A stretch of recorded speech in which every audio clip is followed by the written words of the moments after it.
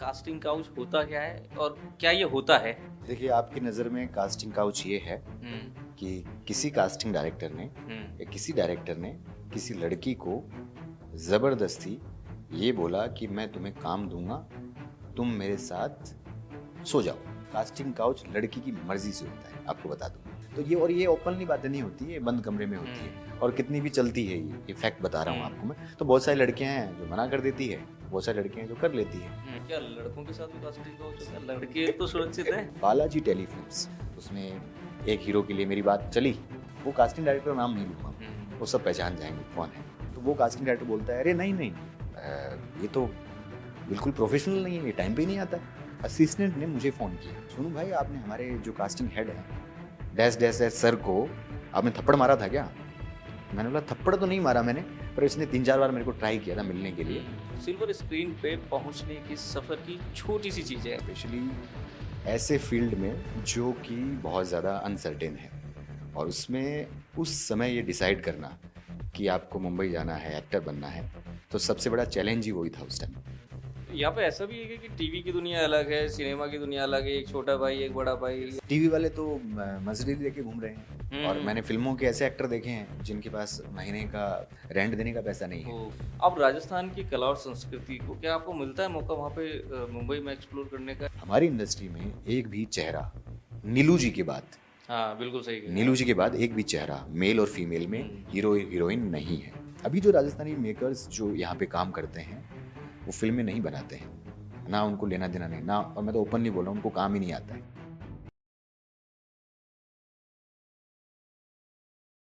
नमस्कार, आप देख रहे हैं कुदरत स्टूडियो का एक और पॉडकास्ट। और आज का पॉडकास्ट है जो उस जमीन से शुरू होता है जहाँ परंपरा जन्म लेती है और कला सांस लेती है। राजस्थान की उसी सांस्कृतिक धरती से निकला एक अभिनेता जो मुंबई की चमकती दुनिया में अपने लिए जगह बना रहा है।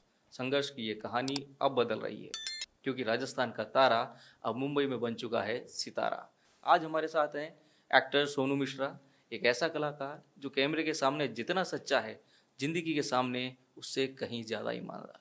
तो वेलकम सोनू, आपका स्वागत है कुदरत स्टूडियो में। Thank you so much Niranjan भाई। बरसों से मुलाकात नहीं हुई, पॉडकास्ट के बहाने से फाइनली मिल लिए हम।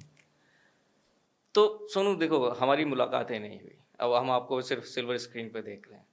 सिल्वर स्क्रीन पे पहुंचने की सफ़र की छोटी सी चीज़ें हैं। वैसे तो बहुत लोगों को पता है, बहुत से पॉडकास्ट देखे हैं, बहुत इंटरव्यू आपके देखे हैं, कई जगह पढ़ा भी होगा, लेकिन एक छोटा क्रिस्पी सा एक हम ये जानना चाहें जर्नी, तो क्या आप डिफाइन करेंगे? जर्नी देखिए क्या होता है कि हम जब शुरुआत हमने की थी, मेरी बात कर रहा हूँ मैंने शुरुआत की थी, उस दौरान ना इंस्टाग्राम था ना फेसबुक था, कुछ भी नहीं था। और स्पेशली ऐसे फील्ड में जो कि बहुत ज़्यादा अनसर्टेन है, और उसमें उस समय ये डिसाइड करना कि आपको मुंबई जाना है, एक्टर बनना है, तो सबसे बड़ा चैलेंज ही वही था उस टाइम। एक्टर बनना तो दूर की बात है, ये सोचना भी बहुत बड़ी बात थी। तो ये डिसाइड मैंने, जहाँ तक मुझे याद है, 2006 में मैंने डिसाइड कर लिया था कि मुझे एक्टर बनना है। एकदम, अगर मैं ये वैसे जर्नी सुनाऊं तो पूरी रात निकल जाएगी, तो मैं आसान भाषा में आपको स्क्रीन प्ले के हिसाब से सब समझाता हूँ। मैं 2006 में डिसाइड किया कि मुझे एक्टर बनना है। मेरे फादर श्री गंगाधर जी मिश्रा, वो गांव में टीचर थे, सो उनके हिसाब से मैं गवर्नमेंट जॉब करूं। बट मेरा डिसाइड हो गया कि मुझे एक्टर बनना है, तो क्या तरीका हो सकता है कि घर वालों को मैं एग्री करवा लूँ कि मुझे एक्टर बनना है। सो किसी ने बोला कि तू MBA कर मुंबई से, और MBA करेगा तो मुंबई में MBA भी कर लेगा, और इस बहाने वहाँ पर मुंबई के मार्केट को समझ लेगा, और उसके बाद वहाँ स्ट्रगल करना साथ में। तो मैं मुंबई की बजाय पुणे गया। मैं BSc करने के तुरंत बाद पुणे चला गया, और जब मैंने वहाँ के लोगों को देखा, वहाँ पे लड़के लड़कियों को देखा, और मैं एक छोटे से गांव का, चूरू में एक छोटा सा गांव है मेरा, वहाँ से मैं आया, तो मैं तो पागल हो गया, क्योंकि मैं बात ही नहीं कर पा रहा था उनसे। अच्छा, लैंग्वेज बैरियर था? लैंग्वेज छोड़ दीजिए आप, मैं उनकी, आप आई कांटेक्ट ही नहीं कर सकते आप उनसे। अच्छा। उस टाइम नया नया इंटरनेट पे बहुत ज़्यादा लोग वाईफाई इस्तेमाल कर रहे थे, और पुणे का एक सिंगड इंस्टीट्यूट है, वहाँ पर मैं गया था कोई फ्रेंड के पास एक्सप्लोर करने अपने आप को, पहली बार बड़े शहर में। सो मुझे लगा नहीं भाई, मैं तो मतलब ही नहीं है। सबसे बड़ी चीज़ तो आपको मारवाड़ी से हिंदी नहीं आती है आपको, ठीक है, अंग्रेज़ी दूर दूर की बात, कोसों दूर अंग्रेज़ी आपके। और ऊपर से जो कॉन्फिडेंस जिसको बोलते हैं वो भी ऐसा कि हाँ कुछ नहीं है, ना पहनने का तरीका, मेकओवर जीरो, आपका कुछ भी नहीं है, तो भाई ऐसा तो काम चलेगा नहीं। सो मैंने डिसाइड किया क्यों ना छोटे शहर से शुरुआत करें, तो मैं जयपुर आ गया। अच्छा। ठीक है, जयपुर में 2007 या 8 के आसपास आ गया था मैं। यहाँ पे मैंने सोचा कि एक काम करते हैं, थोड़ा सा लैंग्वेज पे काम करते हैं, थोड़ा सा थिएटर करते हैं। तो मैंने थिएटर जवाहर कला केंद्र ज्वाइन किया और उस दौरान मैंने डिसाइड किया कि एमबीए जयपुर से ही करते हैं अपन। अच्छा, तो एक तरफ तो जो एमबीए, पुणे में एडमिशन लिया था उसको। एडमिशन नहीं लिया, मैं एक्सप्लोर करने गया था। अच्छा। हाँ, सो ये पहली बार ही बता रहा हूँ, पुणे वाली कहानी किसी को पता नहीं है। सो जयपुर में मैंने अपने आप को एक्सप्लोर किया रियल मायने में अगर देखा जाए, और यहाँ पे थिएटर ज्वाइन किया, एमबीए किया। सो दौरान थिएटर के दौरान मुझे राजस्थानी फिल्म मेकर्स के संपर्क में आया मैं, और वहाँ से राजस्थानी फिल्में की बहुत सारी एज एन एक्टर। थिएटर में आप एक्टिंग सीख रहे हो, और एमबीए से आपकी पर्सनैलिटी जो है वो डेवलप हो रही है। लोगों को लगता था, घर वालों को लगता था कि ये बिजनेस की पढ़ाई कर रहा है, पर मैं एमबीए के दौरान भी मैं एक्टिंग करता था। एक्चुअली में मैं थिएटर, वहाँ पे भी स्टूडियो और जो पोडियम होता है वहाँ पर मैं कोशिश करता था जितना हो सके मैं स्टेज पर अपने आप को एक्सप्लोर करूँ, और ये करके 2011 में मैं मुंबई चला गया। अच्छा। तो पहली बार मुंबई 2011 में गया। उससे पहले मैंने बहुत सारा कैमरे के सामने अपने आप को एक्सप्लोर कर लिया था। तो आप जो जर्नी पूछ रहे हैं, तो 2011 में मुंबई आ गया था। अच्छा, अब पहले हम वापस से जयपुर आते हैं। आपने जब अपने आप को पहली बार खुद को स्क्रीन पे देखा और आपके पेरेंट्स ने आपको स्क्रीन पे देखा, तो वो दोनों के इमोशन कैसे थे, वो एक बार जानना चाहेंगे। पेरेंट्स ने तो, मैंने एक राजस्थानी फिल्म थी तो मैंने बताया नहीं था कि मैंने राजस्थानी फिल्म में काम किया है, और उस टाइम पॉडकास्ट तो होते नहीं थे, तो छोटे मोटे आर्टिकल न्यूज़पेपर में छप जाते थे कि हाँ वहाँ का लड़का राजस्थानी फिल्म में काम कर रहा है, ये है वो है। उन्होंने देखा तो उनको अच्छा नहीं लगा। अच्छा। हाँ, उनको लगा कि ये पढ़ाई करने गया है, तू क्या करने गया है, नौटंकी करने गया है।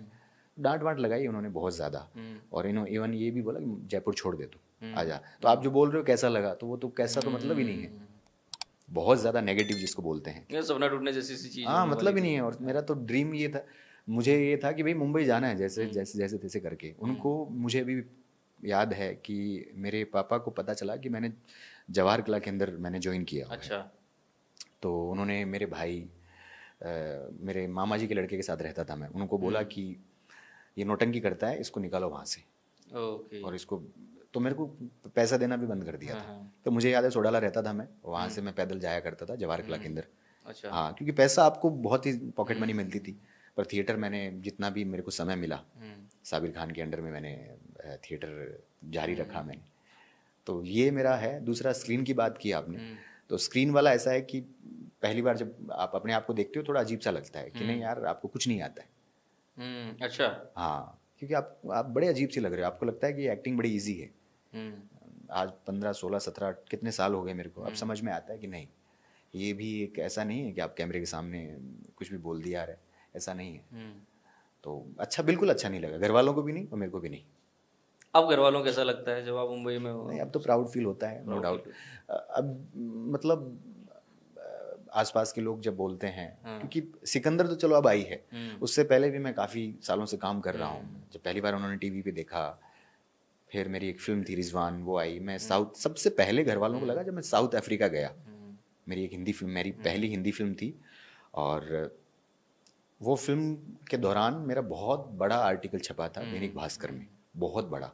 ठीक है, वो पूरे राजस्थान का दैनिक भास्कर का न्यूज़पेपर था, उसमें मेन पृष्ठ पे मेरी स्टोरी छपी थी, जिद कर दुनिया बदल। तो उसमें कि 13 वर्ष के संघर्ष के बाद चूरू के सोनू मिश्रा की आ रही है पहली फिल्म, इस तरीके का आर्टिकल। अभी भी वो गूगल पे मिलेगा, मेरा नाम सर्च करोगे तो उसके बाद उनको प्राउड फील हुआ कि बहुत सारी जगह से उनके पास फ़ोन आने चालू हुए। तब लगा कि नहीं, हाँ, तो अभी भी वो फ्रंट मेरे मुंह पे कभी नहीं बोलते हैं कि proudly yes you are an actor, नहीं, पर अंदर ही अंदर they are very happy. Okay, yes. तो मुंबई पहुंचने के बाद में आपको पूरे 13 साल लगे, ऐसा आप कह रहे हो, या आपने छोटे मोटे रोल किए? वो स्ट्रगल कैसा था मुंबई पहुंचने के बाद का स्ट्रगल, फिर कैसा रहा? देखो क्या होता है कि मैं यहाँ से सीख के गया था, ठीक है ना, मैंने मेरा मेकओवर कर लिया था, क्योंकि उससे पहले मैं पुणे गया था। मेकओवर मतलब मेकओवर कैसे? मेकओवर को थोड़ा समझाता हूँ आपको, जो भी आज के जो नए एक्टर आते हैं उनको भी ये समझाता हूँ मैं। सिर्फ बॉडी बनाना मेकओवर नहीं है। ओके। अपनी भाषा पे काम करना, हाँ और बॉडी लैंग्वेज पे काम करना, हाँ कैसे पहनते हो आप, कैसे लोगों से मिलते हो आप, क्या आपकी एनर्जी है, क्या हो रहा है, इस सारी चीज़ों पे काम करते हैं। और सारा आपको समझ में आ जाता है कि आप मेंटली बहुत ज़्यादा स्ट्रांग हो चुके हो उस सिचुएशन को फेस करने के लिए। तो वो मैं तैयार होके गया था, पूरा तैयार था मैं, और विद इन 10 डेज मुझे एक शो मिल गया था okay as a lead role 2011 में।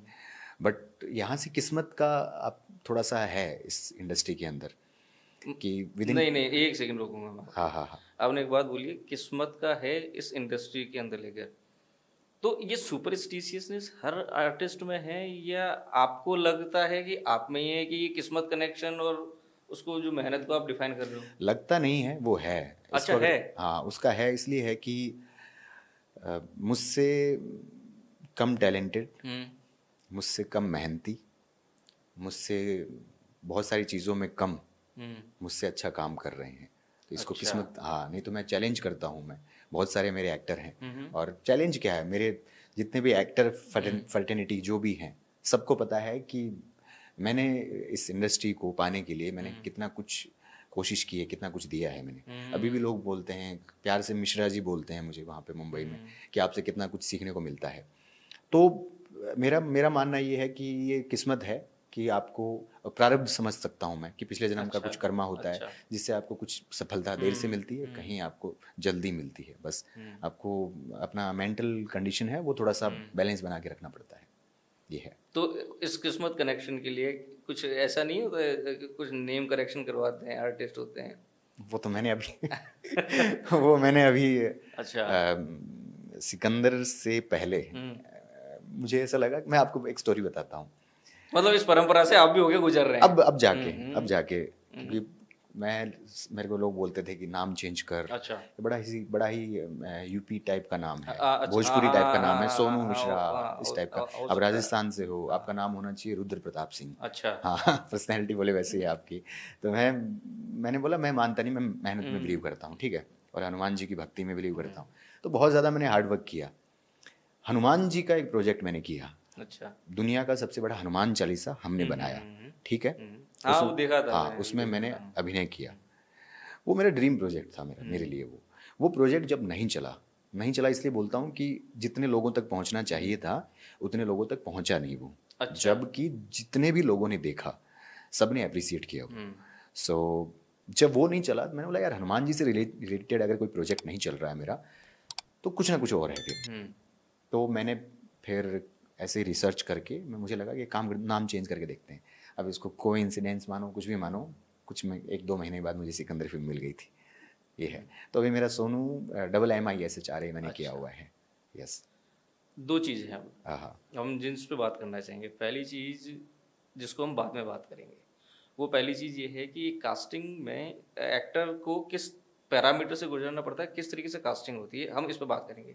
अब ये पहली चीज़ से बाद में बात करते हैं। दूसरी चीज़ ये है कि आज कितना इजी हो गया है कि इंस्टाग्राम इन्फ्लुएंसर है वो भी एक तरीके से सेलिब्रिटी की तरह है। मुंबई में ऑडिशन का क्राइटेरिया या एक्टिंग को लेकर के कुछ चेंजेस आए हैं, या अभी भी वो उसी पैरामीटर पर चल रही है? हम इन पे बात करते हैं। पहली चीज़ यही कि क्या ये जो यूट्यूब सेलिब्रिटी है, इंस्टाग्राम इन्फ्लुएंसर है, इनके लिए क्या है ओपन? जैसे क्योंकि हमने बिग बॉस OTT में भी देखा कि ये यूट्यूब वाले हैं, कुछ इंस्टाग्राम वाले हैं, ये लोग पहुंचे हैं। दूसरा ये है कि कास्टिंग के लिए क्या पैरामीटर होते हैं? देखिए इसमें बहुत ही है ना, इसमें कोई कन्फ्यूज़न नहीं है। बहुत ईजी और आसान भाषा में मैं आपको इसका जवाब देता हूँ। जो भी इन्फ्लुएंसर हैं, रियलिटी शोज़, म्यूज़िक वीडियोज़, ऐसा कुछ भी काम है, नो डाउट उनको उनके फॉलोअर्स देख के कास्ट किया जाता है। मतलब उनका टाइप्ड है मामला कि वो इस पर्टिकुलर सेगमेंट में फिट हो रहे हैं वो। है। बट एज एन एक्टर उनको कास्ट सिर्फ एक्टिंग के ही बेस पे किया जाएगा, ये फैक्ट है। किसी भी मूवी के लिए हम अगर प्लान करते हैं तो हम उनको नहीं करेंगे, कोई लेना देना नहीं। उनकी जो फैन फॉलोइंग है वो आपके किसी रियलिटी शो को बढ़ाने में काम आ सकती है, इसलिए उनको क्योंकि उनकी फैन फॉलोइंग है, वो थिएटर में फिल्म देखना नहीं जाएगी। ओके, ये फैक्ट है। दूसरी चीज, बहुत कम समय में उनको वो चीजें मिली है। जैसे मैं मेरी बात करूं, मेरा पहले से डिसाइडेड था कि मुझे एक्टर ही बनना है, इन्फ्लुएंसर नहीं बनना है। अभी भी बहुत सारी PR कंपनी है मुझे बोलती है आपके इंस्टाग्राम बढ़ा देते हैं, ये कर देते हैं, वो कर देते हैं। मुझे जो भी काम मिलता है इंस्टाग्राम से नहीं मिलता है। वो काम मेरी 15-16 साल की जो मेहनत है, थोड़ी बहुत जो एक्टिंग आती है, थोड़ा बहुत जो लुक है, उसी पे ही मुझे काम मिलता है, या मेरा पास्ट का जो एक्सपीरियंस है उससे मुझे काम मिलता है। तो मैंने आपको बता दिया, इन्फ्लुएंसर को अलग करते हैं अपन। अब बात करते हैं कास्टिंग के प्रोसेस की। उसमें भी बहुत सारे पैरामीटर्स हैं। उसमें पैरामीटर ये है कि आजकल चलने लग गया है कि एकदम नया बंदा आएगा, उसको सबसे पहले तो कास्टिंग से पहले मुझसे लड़ना पड़ेगा। आप समझो बात, क्योंकि एक कास्टिंग डायरेक्टर से मेरी दोस्ती है 10 साल से। अच्छा। और मेरे उसी कैरेक्टर के लुक में कोई नया लड़का आता है, तो कास्टिंग डायरेक्टर सबसे पहले फोन मुझे करेगा। ओके। ठीक है। हाँ। अगर मैं फिट बैठता हूँ और मैंने एक्टिंग ठीक ठाक करी, तो उसका नंबर नहीं आएगा, वो मेरा ही आएगा पहले। तो एक तो ये हो गया कि आपकी जान पहचान, इसलिए मुंबई में रहना जरूरी है। अच्छा। ठीक है, नहीं तो ऐसे फिर मुंबई क्यों जाते। आप घर बैठ के, जबकि आजकल ऑनलाइन ऑडिशन होते हैं, सब कुछ घर बैठे बैठे आप कुछ भी कर सकते हो। एक पैरामीटर ये है, एक नहीं यही है 90%, कि आप, उनकी एक लॉबी बनी हुई है, उस लॉबी के अंदर, लॉबी का मतलब हो गया यार दोस्ती। आज मैं भी, मेरी प्रोडक्शन कंपनी जब चालू की थी, तो मैंने जब एड वेड बनाए थे, तो जितने भी जो लोग हैं मेरे आसपास के, मैंने उन्हीं को ही बुलाया सबसे पहले। तो ये एक बड़ा सिंपल सा सिस्टम है। कितने भी टैलेंटेड क्यों ना हो आप रैंडम ऑडिशन दे के आपका काम नहीं होना। अच्छा। ये फैक्ट है ये। तो अभी जब आपने बात बोली एक ऑनलाइन ऑडिशन वाली, हाँ हाँ, उसमें भी कुछ कुछ सक्सेस रेशियो तो होगा ना, ऐसा नहीं कि 10%। उसमें एक और ऐड करता हूँ। हाँ। टीवी का थोड़ा सिस्टम अलग हो गया है। अच्छा। टीवी की जो कास्टिंग होती है ना, वो हमने जब शुरू किया था तब भी वही थी, पर अब बहुत ज्यादा मुश्किल हो गई। मुश्किल कैसे बताता हूँ आपको। एक कोऑर्डिनेटर होता है। अच्छा। जो कोई भी एक्टर बनने गया है वहां पर, उसके पास काम नहीं है, तो उसने कोऑर्डिनेशन चालू कर दिया। कोऑर्डिनेशन क्या होता है, वो कहीं वर्सोवा गांव में रह रहा है, उसने, कोई कास्टिंग डायरेक्टर है, वहां से एक रिक्वायरमेंट आई कि वही इसके लिए एक ऐसा एक्टर चाहिए जिसके ऐसा ऐसा लुक है, उसमें मैं फिट बैठ रहा हूँ। ओके। तो कोऑर्डिनेटर ने क्या किया, मुझे फ़ोन किया, मेरी प्रोफाइल जाएगी कोऑर्डिनेटर के पास, कोऑर्डिनेटर वाली प्रोफाइल जाएगी, वहाँ से जाएगी कास्टिंग डायरेक्टर के पास, कास्टिंग डायरेक्टर वो प्रोफाइल भेजेगा प्रोडक्शन हाउस के क्रिएटिव के पास, प्रोडक्शन हाउस का क्रिएटिव वो प्रोफाइल भेजेगा चैनल के क्रिएटिव के पास।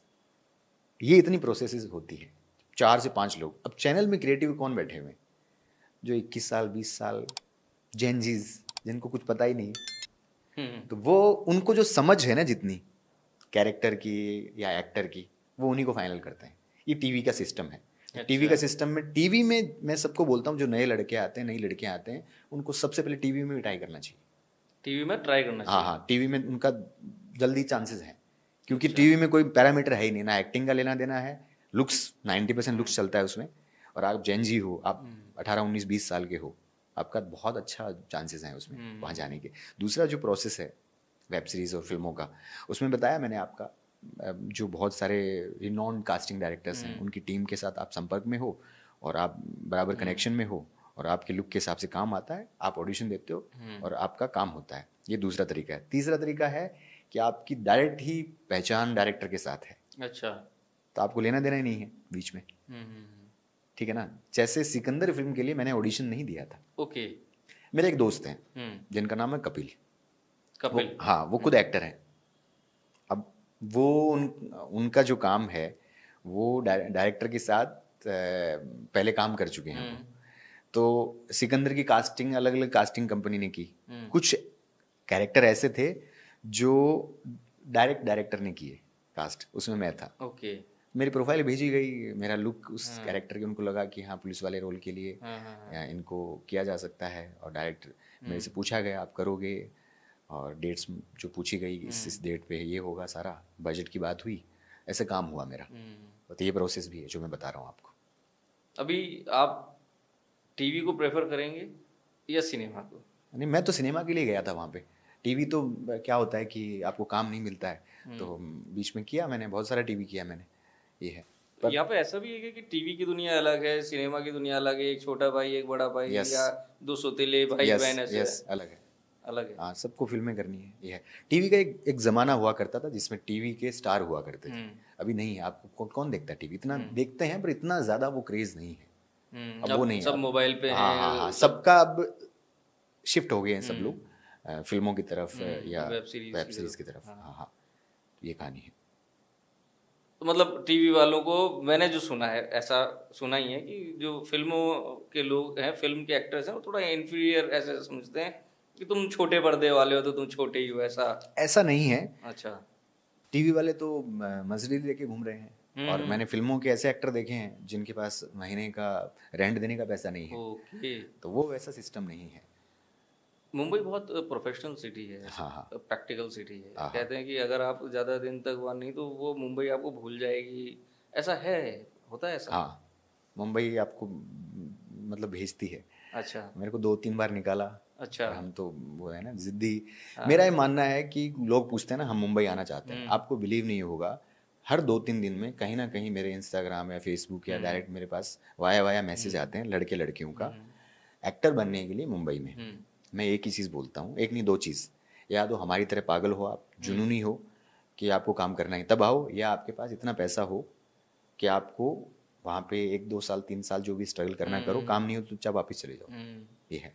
तीसरे इंसान के लिए मुंबई है ही नहीं। अच्छा। एक्सप्लोर करने के लिए कोई सोचे ना मैं एक्सप्लोर करना चाहता हूँ, उसके लिए मुंबई नहीं है। मान लीजिए मेरी बहुत अच्छी जॉब है, ठीक जॉब है। लग गई है मुंबई। ठीक है, मुंबई में। हाँ, मुंबई में लग जाती है, और फिर मैं क्या टाइम निकाल सकता हूँ ये सब नहीं, चीज़ टाइम पास करोगे कुछ नहीं होगा। कि आप ऑडिशन वगैरह के लिए निकाल? क्या हो जाएगा उससे? आप एक बात बताइए मुझे कि आप जॉब कर रहे हो 10 घंटे, उन्हीं 10 घंटे में मैं एक्टिंग पे भी काम कर रहा हूँ, मेरा नेटवर्किंग भी बना रहा हूँ, मेरी बॉडी भी बना रहा हूँ, मेरी आवाज़ पे भी काम कर रहा हूँ। तो आप मेरे से तो बहुत पीछे हो, आपको मुझसे लड़ना पड़ेगा पहले ओके। वहाँ पहुँचने के लिए। नेटवर्किंग कितनी जरूरी है? बहुत ज़रूरी है। मतलब बहुत ज़्यादा। नेटवर्किंग के लिए क्या करना पड़ता है? मैं अलग अलग तरीका होता है, अलग अलग तरीका होता है। कुछ लोग पार्टीज़ में जाते हैं, जबकि काम नहीं मिलता है पार्टीज़ में जाने से। कुछ लोग, क्योंकि मुंबई की नाइट पार्टी जो होती है तो उसमें जाते हैं, और मेरे जैसे जो लोग हैं वो सुबह गार्डन में जाते हैं, तो गार्डन में भी लोग आते हैं। अच्छा। कुछ लोग घर में जाते हैं, मिलते हैं, कुछ लोग बीच पे जाते हैं। तो अलग अलग जगह बनी हुई है। अब इतने साल हो गए तो मैं तो क्या करता हूँ, डायरेक्ट फ़ोन कर लेता हूँ, डायरेक्ट ऑफिस में मिल लेता हूँ। तो नेटवर्किंग है, बिना नेटवर्किंग के काम नहीं है यहाँ पे, ये है। तो जो अभी आपने 2 बातें बताई उन नए आर्टिस्ट जो आपको अप्रोच करते हैं उनके लिए, हाँ लेकिन मान लो उनका मन बन रहा है, किसी एक ऐसे आर्टिस्ट है जो जुनूनी भी आप ही की तरह, और दूसरी पार्ट पे भी बात कर लेते हैं, फाइनेंशियल कैपेसिटी है पेरेंट्स की तरफ से, वो चाहते हैं, वो सपोर्ट कर रहे हैं, तो उसको किस स्किल पे पहले काम करना होगा वहाँ पहुँचने के लिए? सबसे इम्पोर्टेंट चीज़ जो है ना, जो जो मेरी समझ है, जो काम नहीं करते हैं वो लैंग्वेज पे काम नहीं करते हैं, एक्टिंग पे काम कर लेंगे। आप अच्छा, समझो बात। लैंग्वेज कैसे? जैसे मैं हूँ शेखावाटी से, ठीक है, अगर मैं वहाँ बात कर रहा हूँ, अगर मेरी मेरी लैंग्वेज में अगर शेखावाटी वाला tone आ शेखावाटी रहा वाला टोन आ रहा है, भले मैं कितना तगड़ा एक्टर हूँ, तो मैं एक एक चीज़ में बंध जाऊंगा। हाँ, अब सीन बहुत सारे एक्टर हैं, पंकज त्रिपाठी जी हैं, हाँ, अभी भी उनका टोन आता है ना। हाँ, अब उनको देख के अरे वो भी तो हैं, अरे वो गिनती के लोग हैं। हाँ, फिर क्या होगा, आप एक एक सिलेक्टिव जोन में जाओगे आप। मैंने सिकंदर में मराठी पुलिस वाले का रोल निभाया है मैंने। हाँ, मैं हूँ राजस्थान का। आप समझ रहे हो? तो आपको एक एक एक होता ना, इसीलिए मैं मीडिया में था। मैं दैट्स वाई अच्छा। मैं मीडिया में आया, कि मुझे समझ में आ गया था कि अगर मैं मीडिया में काम करूंगा तो मेरी भाषा पे काम अच्छा होगा। तो वो काम नहीं करता है आदमी, सब पे काम करेगा, लैंग्वेज पे नहीं करता है। हर आदमी दिल्ली का दिल्ली वाले लड़के की टोन आएगी। तो वो सबसे इम्पोर्टेंट चीज़ है।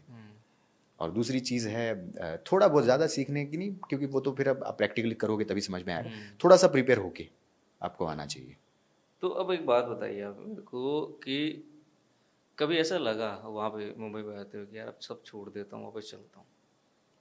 अब मेरा क्या है कि मैं जब गया था ना, तब मैं एक चीज़ सोच के गया था, क्योंकि जब मैंने शुरुआत की थी तब कुछ भी सिस्टम नहीं था, ठीक है ना, बहुत सारे चैलेंजेस आए थे। आपको बिलीव नहीं होगा, बहुत सारे ऐसे लोग हैं, बहुत सारे। मैं अभी जितना डिजर्व करता हूँ उतना काम नहीं मिला। जितने भी मुझे लोग जानते हैं, उन लोगों को मुझसे बहुत उम्मीदें हैं, और वो बोलते हैं कि आपकी वजह से हमारे पास एक रेफरेंस पॉइंट है आपका। मैं एक लोगों के छोटे शहर के लड़कों के लिए, लड़कियों के लिए एक रेफरेंस पॉइंट है। ओके। आप समझ रहे हो? बिल्कुल सही बात है। अब उस रेफरेंस पॉइंट को मैं एक बार भी मेरे दिमाग में नहीं आया कि मैं छोड़ के चला जाऊं, एक बार भी, या कुछ मैं गलत कर लूं। कितने चैलेंजेस आए यार, कितना कितना स्ट्रगल, कितने काम हाथ से निकले, कुछ भी एक बार भी नहीं आया। करना है तो करना है, आज नहीं तो कल, ये है। किस तरीके के रोल हैं जो आपको ऐसा लगता है कि यार ये रोल मैं करूं तो मैं इसको थोड़ा सा डिफरेंट कर सकता हूँ, मतलब वो कोई सेलेक्टिव कैटेगरी है आपके लिए? देखो क्या होता है कि ज़्यादातर मुझे प्रीफर करते हैं नेगेटिव विलन रोल में। पर अच्छा। हाँ, because because of my voice, मेरी मेरी बॉडी या जो भी चीज़ें हैं। पर मुझे ऐसा लगता है कि मैं आप मुझे कुछ भी रोल दे दो, उसका रीज़न बताता हूँ, मैं तारीफ नहीं कर रहा मेरी। आप मेरे कुछ पाँच चार पांच काम बताता हूँ आपको। सिकंदर में मैंने पुलिस वाले का रोल किया, एक हवलदार का रोल किया, ठीक है। आप पांचों मेरे काम है ना, उस पांचों काम की फोटो मेरे इंस्टाग्राम पे दिखेगी। उसमें आप पहचान नहीं पाओगे कि ये मैं इंसान हूँ। अच्छा। आप सिकंदर में जब मैं बता रहा हूँ, सलमान खान के साथ एक कांस्टेबल है, आप पहचान नहीं पाओगे वो मैं हूँ। हनुमान चालीसा में मैंने बड़े बाल रखे थे, ठीक है ना, हनुमान भक्त का रोल किया था। विघ्नहर्ता गणेशा एक सीरियल था, उसके अंदर मैंने शिवजी के बेटे का रोल किया, मूछें ऊंचे थी, ठीक है। मैंने एक ऐड था जिसमें लड़की का किरदार निभाया, जिसमें मैं लड़की बना। मैंने क्राइम अलर्ट में मैंने एक मुस्लिम आम आदमी का किरदार निभाया, जो जिसकी बीवी उसको बहुत परेशान करती है, तो बहुत टिपिकल, ठीक है। एक एक स्टोरी और थी क्राइम की, जिसमें मैंने बहुत अय्याश लड़के का रोल निभाया था। तो मैं तो हर कुछ भी दे दो मेरे को, तो मेरा पॉइंट ये है कि आप एक विलन वाला जो चीज़ बोल रहे हो, उसके अलावा आप कुछ भी दे सकते हो मुझे। पर मुझे ऐसा लगता है पर्सनली कि जो आजकल वेब सीरीज़ में जो चल रहा है, जो गैंगस्टर वैंगस्टर वाली जो चीज़ें हैं, वो बहुत अच्छे से मैं प्ले कर पाऊँगा, ये है। ओके। हाँ हाँ। चलिए, ये बात हुई आपके फेवरेट एक टेस्ट की, जिसमें आपने कहा कि मैं तो हर चीज़ के लिए, एक कलाकार किसी एक तरीके के रोल में फिट भी नहीं होता, उसके लिए कला के हर तरीके से है। अब राजस्थान की कला और संस्कृति को क्या आपको मिलता है मौका वहाँ पे मुंबई में एक्सप्लोर करने का, या उस स्वाद को अपने करेक्टर में लाने का? करेक्टर नहीं, आपको बिलीव नहीं होगा, पिछले 4 से 5 साल से मैं कोशिश कर रहा हूँ। बहुत सारे लोग मेरे संपर्क में हैं, और ये मेरा हनुमान चालीसा के अलावा मेरा दूसरा ड्रीम है। ओके। ये मेरा ड्रीम है, कभी ना कभी मैं पूरा करूँगा। ऑन कैमरा बोल रहा हूँ मैं। हर पूरे सबकी इंडस्ट्री जो है वो भरी हुई है, चाहे भोजपुरी हो, चाहे साउथ हो, गुजराती हो। हमारी इंडस्ट्री में एक भी चेहरा, नीलू जी के बाद, हाँ बिल्कुल सही कहा। नीलू जी के बाद एक भी चेहरा मेल और फीमेल में हीरो हीरोइन नहीं है। वो मुझे फील करना है। भले ही मैं राजस्थान आऊँ नहीं, पर मुझे राजस्थान की, मैं हमेशा बोलता हूँ, ऐसी फिल्म जो थिएटर में लगती है, मल्टीप्लेक्स में, जो लोग आज के जेनजी लोग हैं वो देखने जाएं, और उनको लगना चाहिए कि ये हमारा राजस्थान का स्टार है। तो वो मैं आज से नहीं, 5 वर्षों से मैं ट्राई कर रहा हूँ, जिसमें राजस्थान की जो ओटीटी हैं उनके साथ भी मेरी बातचीत चल रही है। बहुत सारे ओटीटी आ चुके हैं, आपको पता है, आफ्टर लॉकडाउन, तो उनसे भी चल रही है। बहुत सारे प्रोड्यूसर्स में से मिलते हैं। पर मेरा थोड़ा सा सिस्टम ऐसा है कि अगर बनाएं तो थोड़ा सा, क्योंकि पैसा बहुत कम खर्च करते हैं राजस्थानी फिल्मों में, क्योंकि रिकवरी नहीं है, तो मैं उनको थोड़ा सा एश्योरिटी देने की कोशिश करता हूँ कि एक बार मेरे पे ट्रस्ट करिए आप, हम ऐसा कुछ क्रिएट करेंगे कि बाकी की सिनेमा में जैसे काम होता है, किसी ना किसी को तो शुरुआत करनी पड़ेगी। और मैं बहुत सालों से कोशिश कर रहा हूँ। मैं आज से 15 साल पहले मैंने राजस्थानी फिल्मों में काम किया था, और बहुत सारी फिल्मों में एज ए हीरो काम किया था। अभी जो राजस्थानी मेकर्स जो यहाँ पे काम करते हैं, वो फिल्में नहीं बनाते हैं, ना उनको लेना देना नहीं ना, और मैं तो ओपनली बोल रहा हूँ, उनको काम ही नहीं आता है, आपको बता दूँ, ना टेक्निकली समझ है उनको। अच्छा। हाँ हाँ, अगर उनको काम आ रहा होता ना, तो अभी राजस्थानी इंडस्ट्री है वो खड़ी हो चुकी होती। सरकार को दोष देने से कुछ नहीं होता है, फ्रैंकली स्पीकिंग, ये है, सरकार को दोष देते रहते हैं वो लोग। तो उनको, मेरा ही मानना है, जैसे तैसे करके भले ही सस्ती फिल्म बनाए, अच्छे कॉन्सेप्ट लेके आए। पहले की फिल्में इतने पैसों में नहीं बनती थी, पर देखते थे लोग थिएटर में। तो वो मेरी कोशिश चल रही है 5 वर्षों से, ये है। वो आपको नजर आएगा बहुत जल्द। अब तक की हम आपकी बात करते हैं, आपने कहा कि आपका एक ड्रीम है जो पिछले 5 साल से आप उसको जीने की कोशिश में हैं। एक कोई ऐसी बड़ी सफलता जो आपके इस ड्रीम की भी होने की पॉसिबिलिटी को और मजबूत करती है, आप क्या मानते हैं कि एक मेरी यहाँ ये मेरी एक स्टेप था जिससे मैंने पाया, सफल हुआ? हम मूवी के बारे में बात नहीं करेंगे यहाँ पे, क्योंकि मूवी में हमने देख लिया, आप अब एक रिनाउन है, आपको सब जान रहे हैं। लेकिन पर्सनल पॉइंट ऑफ व्यू से वो कुछ ऐसा कोई एक्सपीरियंस है आपका, कोई ऐसी कहानी है या कोई ऐसा किस्सा है जिसमें आपको लगता है कि हाँ यार ये मैंने अचीव किया तो ये मैं ही था इसलिए अचीव कर पाया, चाहे अपने आप से जीतना हो, अपने आप से लड़ना हो, या किसी भी चीज़ में किसी सिचुएशन को ही कन्विंस करना हो? नहीं, सिचुएशन तो जैसे मैंने जो चीज़ें, जैसे हनुमान चालीसा वाली बात है ना, हनुमान चालीसा का मेरा आइडिया बहुत ज़्यादा बड़ा था। आपको बिलीव नहीं होगा, उसमें 3 मुस्लिम सिंगर्स थे। ओके। उनसे हमने हनुमान चालीसा गवाया। ओके। और जब वो हनुमान चालीसा बना, अयोध्या से मुझे और हमारी टीम को, मेरे पार्टनर को इनविटेशन आया कि आप राम मंदिर के जो प्रांगण है, प्राण प्रतिष्ठा के दिन उस हनुमान चालीसा को रिलीज कर सकते हो आप। तब मुझे लगा कि नहीं, मेरी मेहनत रंग ला रही है। वो बाकी आगे क्या चीज़ हुई, कुछ पर्सनल प्रॉब्लम हुई कि वो नहीं हो पाया, बट जो मैंने सोचा था कि मुझे प्राण प्रतिष्ठा पर हनुमान चालीसा को इस तरीके से भी बनाया जा सकता है, भजन नहीं, आज की जनरेशन के हिसाब से, कि एक इंसान है वो हनुमान जी को ढूंढने निकलता है और लास्ट में उसको हनुमान जी मिल जाते हैं। तो वो मेरा ऐसा था कि नहीं यार, मैं ये कर सकता हूँ। लोगों ने बड़ा अप्रिशिएट किया, पर जितना वो हमारा टारगेट था कि 100 मिलियन लोग देखेंगे उसको, पर वो 2-4 मिलियन लोगों ने उनको देखा। ये पहली चीज़ थी। दूसरी चीज़ ये थी कि जब मैं इंडस्ट्री में गया, और वो मैं सबको कहना, सबका एक फंडा था कि इंडस्ट्री में फिट रहने के लिए जिम जाना ज़रूरी है, और इंजेक्शन और स्टीरॉइड, हाँ स्टीरॉइड, ये वो। तो मैं जिम नहीं जाता हूँ, और ना मैं अंडा भी नहीं खाता हूँ। अच्छा। I am pure veg. और मैं 20-25-30 किलोमीटर्स रनिंग करता हूँ। मैं ब्लैक बेल्ट हूँ इंडियन मार्शल आर्ट में। तो वो मैंने अचीव किया, वो लोग मानते हैं। वो पिछले 10 वर्षों से जो मुझे जानते हैं कि 10 वर्ष पहले मैं जो जैसा था, अब मैं उससे ज़्यादा फिट हूँ। Okay. तो मेरा एक वो धारणा चेंज करनी थी। ये इंडस्ट्री में गिनती के ही लोग ऐसे हैं, मैं बता रहा हूँ आपको, कि बिना जिम के या ऐसी चीज़ों के कुछ अपने आप को फिट रख पाएँ, ये सिर्फ योगा करके ये चीज़ें। तो वो मेरे को समझ में आ गया था कि मैं इसके बिना, इस जो बना हुआ है ये सर्किल से निकल के, और मेरे पर्सनल लेवल पे मुझे ये चीज़ें करनी है। इसके अलावा बहुत सारे ऐसे लोग जो नए नए एक्टर आते हैं ना, बहुत सारे एक्टर हैं जो कुछ कॉमेडियन बनने आते हैं, उनको मैंने बोला कि आपको ये करना चाहिए। बहुत सारे एक्टर हैं जो हीरो बनने आए, मैंने बोला कॉमेडी करनी चाहिए। बहुत सारे एक्टर हैं, तो उसमें से बहुत सारे लोग ऐसे हैं जो, आज नाम नहीं लूँगा, फेमस स्टैंड अप कॉमेडियन बन चुके हैं। कुछ टीवी में अच्छा काम कर रहे हैं, लड़कियां हैं। तो ये मेरा अचीवमेंट है कि मैंने जिनको एडवाइस किया मेरे अनुभव के आधार पर, वो सब बहुत ही अच्छा काम कर रहे हैं। Okay. और आगे भी मेरा ये प्रयास रहेगा। ये मेरा सबसे बड़ा अचीवमेंट है। आपको एक प्रोडक्शन हाउस भी है? प्रोडक्शन हाउस हमने बीच में चालू किया था, क्योंकि इतने साल तक हमने मेहनत करी थी, और तो 2017 में मैंने प्रोडक्शन हाउस ओपन किया था। उसमें बहुत सारे एड वेड बनाए थे, बट मेरी एज एन एक्टर मैं डिस्टर्ब हो रहा था उससे। अच्छा। हाँ, क्योंकि जब आप प्रोड्यूसर होते हो, खुद को ही देखना होता है, फिर संभालना होता है। हाँ, बट आफ्टर सिकंदर मैंने फिर से डिसाइड किया है, और अब हमारे प्रोडक्शन में हम अच्छी अच्छी चीज़ें लेके आएंगे, जिसमें आपके साथ भी हम चाहेंगे कि कोलैबोरेट करें हम। Thank you. फ्यूचर कुछ एंडेवर्स जो हैं आपके, आने वाले कोई प्रोजेक्ट प्लान? देखो, प्लान ये है कि एक फिल्म तो कर रहा हूँ मैं, उसके बारे में तो क्या बताऊँ। मेरा एक सिस्टम है, वो अब आप आएगी तब देख लोगे। एक फिल्म कर रहा हूँ। उसके अलावा जो प्लान बताया आपको ना, मेरे प्रोडक्शन के अंडर में हम लोग बड़े OTT के लिए कुछ, आपको ऑफ कैमरा मैंने बताया था कि हमारी प्लानिंग चल रही है, अच्छा OTT है। तो उसके अलावा हमारे प्रोडक्शन को थोड़ा सा बिल्ड करना है मुझे मेरा शुरू से ही फंडा रहा है, अपॉर्चुनिटी नहीं मिले तो just create opportunity for yourself, for others also. So दूसरों के लिए, खुद के लिए अपॉर्चुनिटी क्रिएट करने की कोशिश ही कर सकते हैं।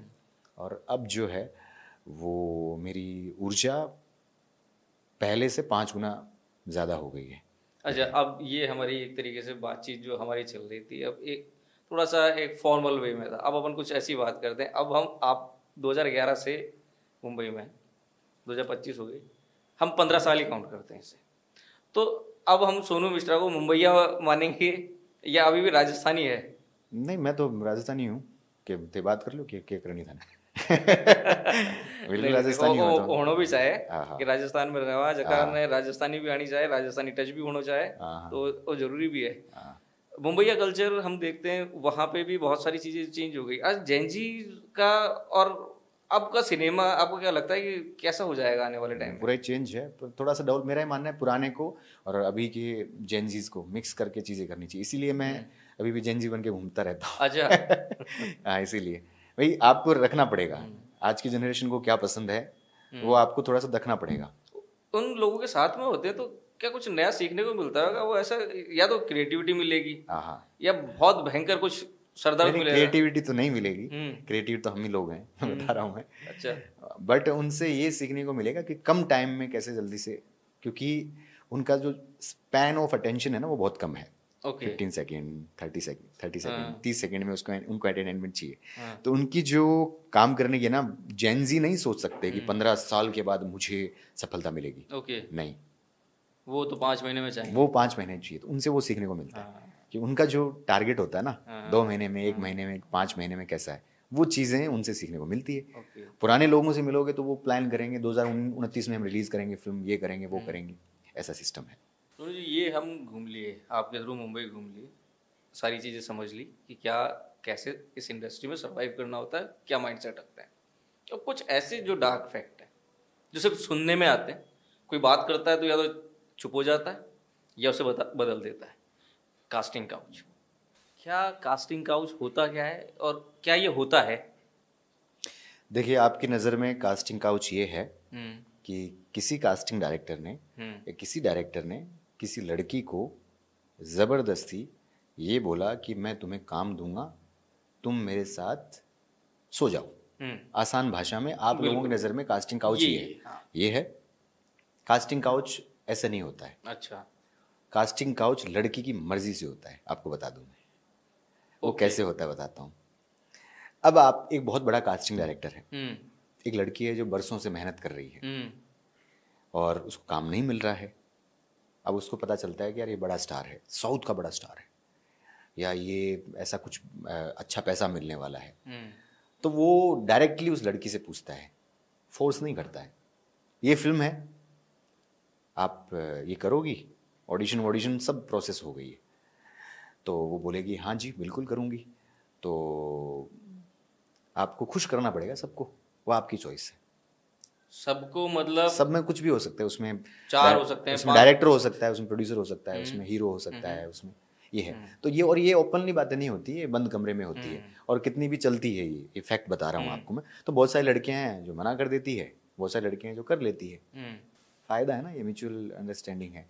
उनको काम मिल रहा है, पैसा मिल रहा है। कई लड़कियों के साथ धोखा क्या होता है, उनको काम का बोल दिया जाता है, और इसमें नई लड़कियां ज़्यादा फंसती है।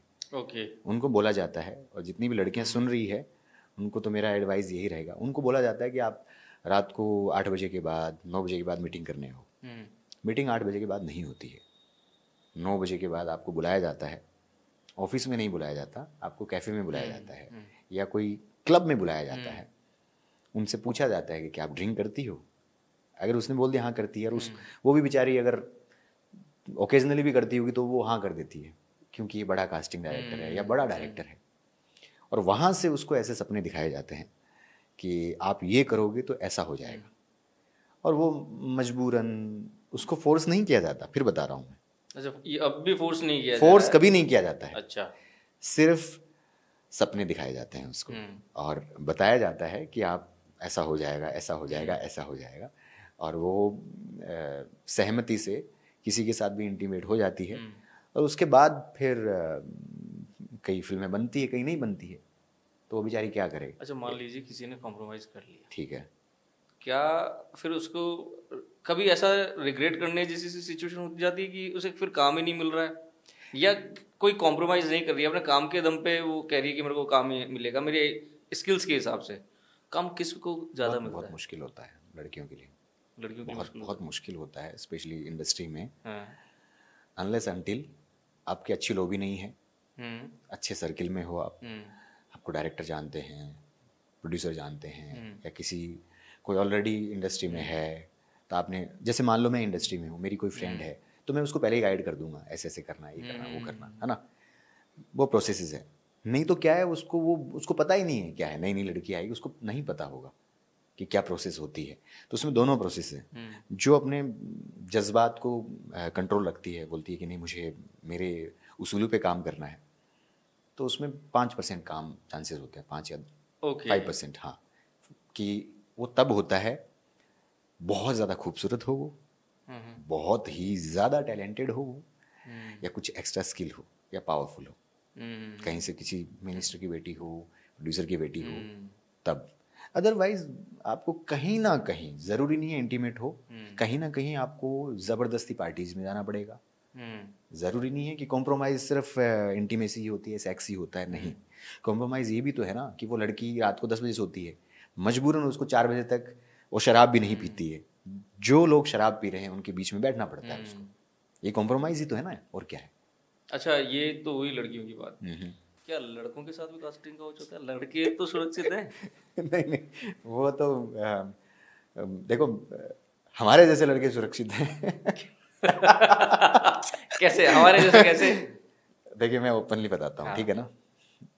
क्या हुआ कि बरसों पहले बालाजी टेलीफिल्म्स, मैं नाम लूंगा, ठीक है ना, उसमें एक कास्टिंग डायरेक्टर हुआ करता था। अगर, और बालाजी टेलीफिल्म्स के साथ मैंने काम नहीं किया अभी तक।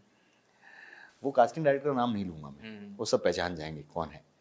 तो वो अब नए नए हम गए थे, उसको आप अपना प्रोफाइल भेजते हो, एक सिस्टम होता है, नेम, एज, हाइट, आपने क्या काम किया है, IMDb, आपकी फोटोज।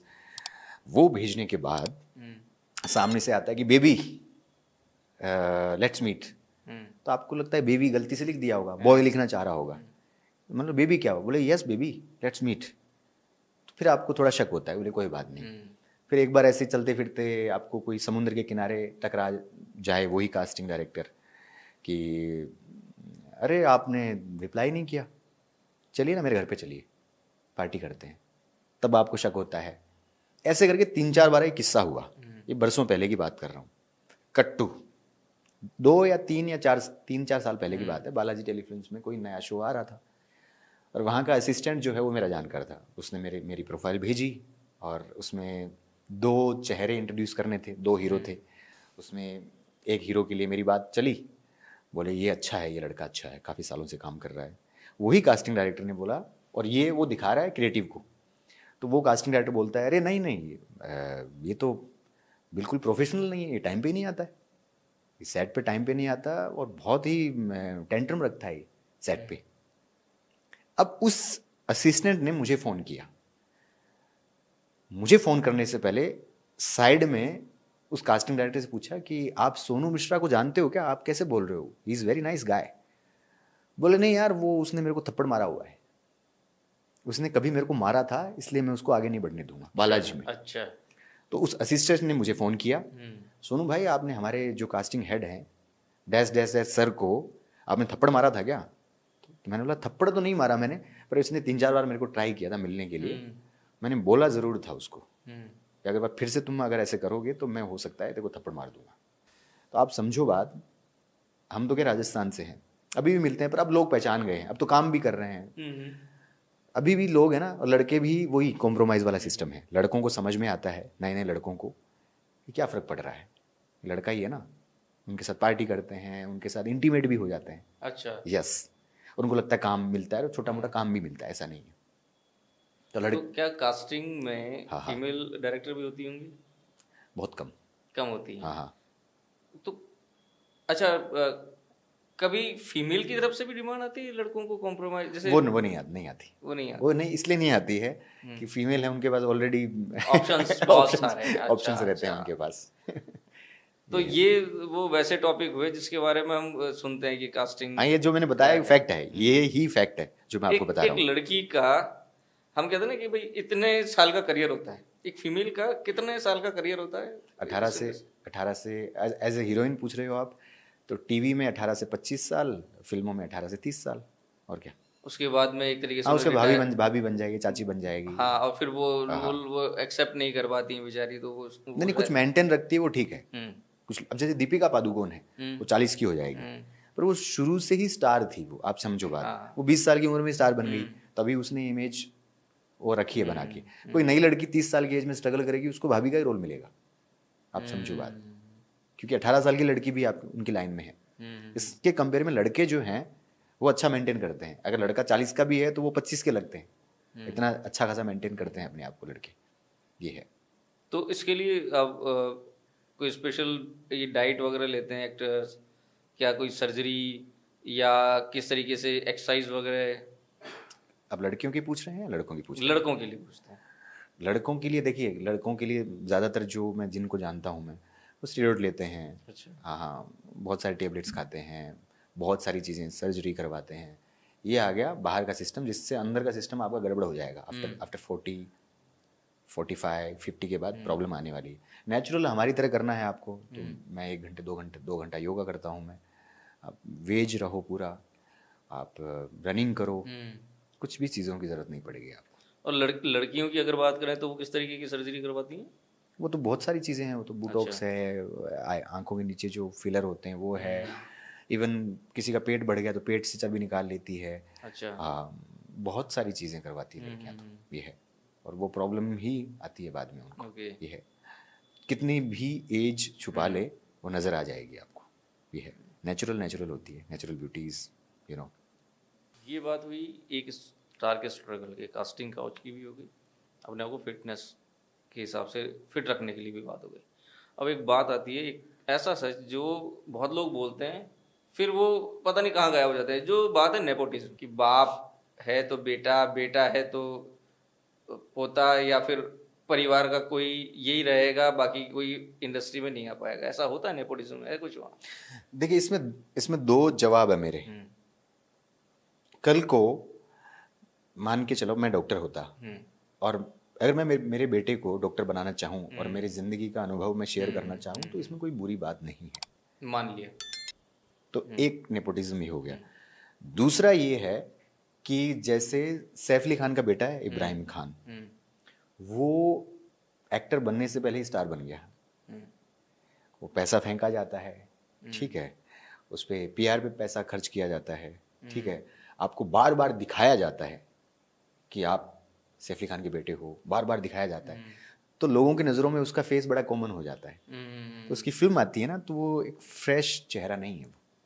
ओके। दूसरा तरीका है, तो वही दूसरा तरीका आप भी कर सकते हो। आपके पास पैसा है, आप दो ना पैसा, पीआर वालों को खिलाओ, आप भी दिखाओ अपने आप को। तो ये तरीका है। बट नो डाउट, देखो क्या होता है, एक स्ट्रगल करके एक इंसान जो ऑलरेडी अंदर है और एक बाहर का आदमी जाता है, भाई साहब मेरे को 15 साल तो सिर्फ समझने में लग गए, मेरी जर्नी तो शुरू हुई है, और उनकी जर्नी, मतलब मेरे को 15 साल हो गए, इब्राहिम खान की जर्नी अभी शुरू होगी। आप समझो इक्वल हैं हम, तो मेरे को बस इतना सा फ़र्क है, थोड़ी सी मेहनत ज़्यादा करनी पड़ेगी बाहर वालों को, बट ये कोई गारंटी नहीं है कि वो सक्सेसफुल होगा। रणबीर कपूर अगर सुपरस्टार है तो टैलेंट पे है। अभिषेक बच्चन अभी काम कर रहे हैं, शुरुआत में अमिताभ बच्चन के बेटे थे, अभी वो काम एक्टिंग करते हैं। तो बहुत सारे, आलिया भट्ट है, तो वो है। तो बाहर के भी लोग, अब बाहर के लोग भी काम कर रहे हैं। कार्तिक आर्यन ले लो आप, जयदीप अहलावत, विजय वर्मा, कितने लोग हैं। तो वो ये नाम है। हाँ, क्योंकि सवाल मेरा वही होता है जिसका आपने जवाब दे दिया कि अगर मान लो आपने कहा कि मैं डॉक्टर होता, मेरा बेटे को डॉक्टर बनाना चाहूँ तो क्या बुरा है, लेकिन अगर मान लो मेरे को ये दिख रहा है कि मेरे बेटे से अच्छा कोई टैलेंटेड डॉक्टर ये दूसरा कोई बन सकता है, तो मुझे मौका देना चाहिए। बिल्कुल देना चाहिए मौका। बस सिंपल सी बात है ना, मेरा ये मानना है कि आपने पीआर पे पैसा खर्च किया, तो आप भी, आपके फादर अगर पैसे वाले हैं, आप भी खर्च करो, ये है। पर टैलेंट से बड़ा कुछ भी नहीं है, और किस्मत से बड़ा कुछ भी नहीं है, ये है। थैंक यू सोनू, आप हमारे साथ इस शो में बैठे, स्टूडियो में आए और इतनी वैल्यूबल हमारी डिस्कशन हुई। उम्मीद करते हैं आपके जितने भी फ्यूचर एंडेवर्स जो हैं वो अच्छे से सक्सेसफुल हो। नाम करेक्शन की वजह से होते हैं या आपके टैलेंट से होते हैं, ये हम कुछ नहीं कह सकते। बजरंगबली की कृपा पे बनी रहे हमारी, तो बस यही उम्मीद और यही दुआएं आपके साथ में रहेगी। बहुत बहुत धन्यवाद, आप हमारे शो में आए। Thank you so much. और इतने हम ये बातें हैं ऑफ कैमरा करते हैं, तो ऑन कैमरा की आज, तो thank you so much for having me.